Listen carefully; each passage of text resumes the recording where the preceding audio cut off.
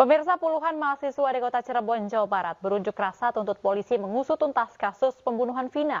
Massa juga meminta Kapolres Cirebon Kota mundur dari jabatannya.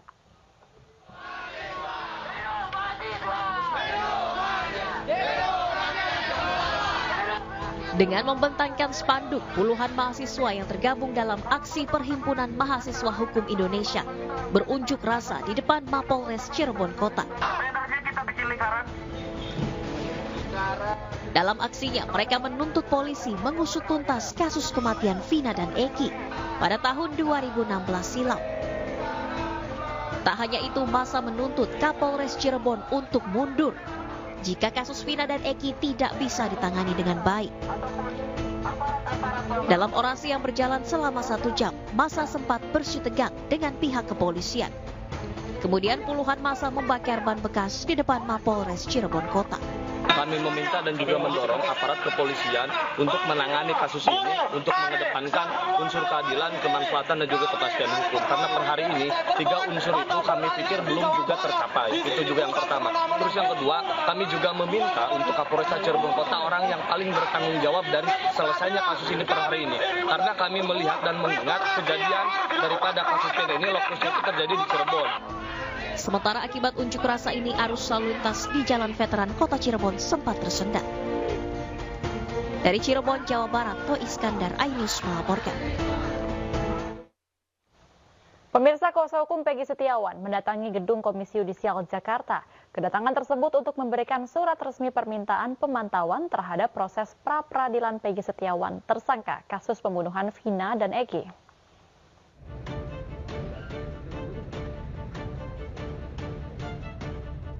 Kuasa hukum Peggy Setiawan mendatangi gedung Komisi Yudisial Jakarta untuk memberikan surat resmi permintaan pemantauan terhadap proses pra-peradilan Peggy Setiawan, tersangka kasus pembunuhan Vina dan Eki.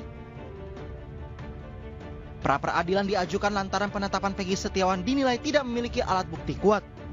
Kuasa hukum Peggy juga menyatakan keberatan karena tidak menerima surat perpanjangan penahanan Peggy Setiawan hingga saat ini dari kepolisian. Peggy Setiawan memang klien kami, tapi dia bukan pelaku pembunuhnya. Kalau polisi bisa membuktikan alat buktinya seandainya pisau itu ada atau samurai dan penyebab kematian karena tusukan, hasil otopsi penyebab kematian ada karena tusukan, pisau pun sesuai dengan otopsi, ditemukan juga jarinya si Peggy Setiawan, saya dukung, setuju. Tetapi tidak, hanya ijazah sama KTP, apa hubungannya? Kecuali kalau Peggy Setiawan dalam kasus ini adalah kasus pemalsuan ijazah, baru masuk di akal. Untuk itu maka saya bilang, ke Polda ini udah tangguhkan, bebaskan si Peggy, tidak ada kata lain, bebaskan. Bahkan saya bilang, bukan hanya Peggy bebaskan, yang sudah menjalani terpidana itu bebaskan. Tetapi itu batas penahanan Peggy itu tanggal 10, sekarang sudah tanggal 12. 1 hari aja itu tidak boleh loh, menahan orang tanpa surat. Itu boleh dikatakan penyekapan. Lebih lanjut, kuasa hukum Peggy juga tidak sependapat dengan tes psikologi dan tes deteksi kebohongan terhadap Peggy. Menurutnya, polisi harus berfokus mencari bukti kuat pembunuhan kasus Vina dan Eki. Dari Jakarta, Camar Haenda, Ade Supriyatna, iNews melaporkan. Pemirsa, keluarga dan kuasa hukum Peggy Setiawan alias Peron kembali mendatangi Polda Jawa Barat untuk dimintai BAP tambahan dari penyidik. Sementara uji kebohongan melalui tes poligraf Peggy batal digelar hari ini.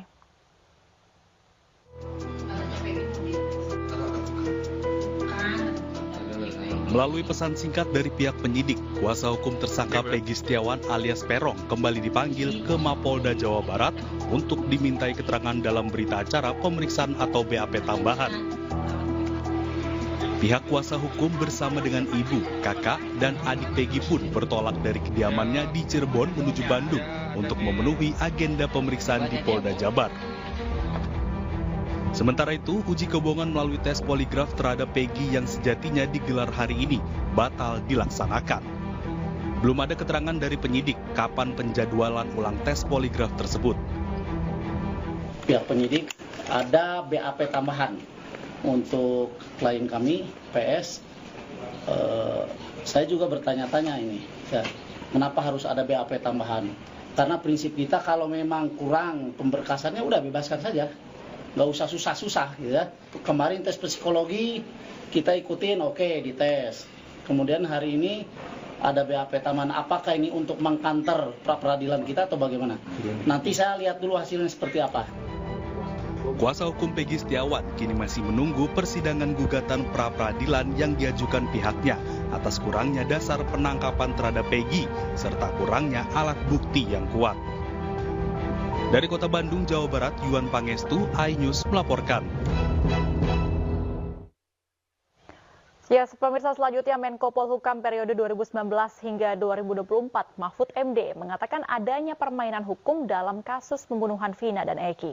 Hal ini diungkapkan dalam kanal YouTube pribadi Mahfud MD. Sebenarnya kalau saya simpel aja kalau dari sudut hukum tata negara dan sudut ilmu politik. Kalau presiden mau bisa semuanya. Kalau presiden mau bisa, apa yang tidak bisa dari presiden? Kuncinya di tangan presiden. Apa yang tidak bisa? Kalau saya jadi presiden, ini ada kasus itu, saya minta laporan dalam seminggu, clear. Semua aparat di bawahnya. Semua aparat kalau di bawahnya. Kalau enggak, kamu seminggu udah selesai, saya ambil tindakan. Bisa kan presiden? Nah itulah sebabnya saya berharap 10 atau 11 orang kan. Untuk pembunuhan Vina itu. Lalu diajukan ke pengadilan. Itu berita acaranya kan ada 10 atau 11 orang. Diajukan ke pengadilan, yang 3 lari, yang 8 udah dihukum. Nah, sesudah muncul Vina sebelum 7 hari itu, lalu kasus ini muncul lagi. Lalu yang dulu lari itu kemana orang? Gitu. Itu kan resmi diumumkan buron, 3 orang, namanya ABCD. Nah, ini baru muncul kasus ini. Sehingga saya berpikir, ini bukan sekedar unprofesional, tetapi menurut saya memang ada permainan. Ada aroma profesional itu permainan. Orang mungkin kurang cakap, kurang hati-hati, itu tidak profesional.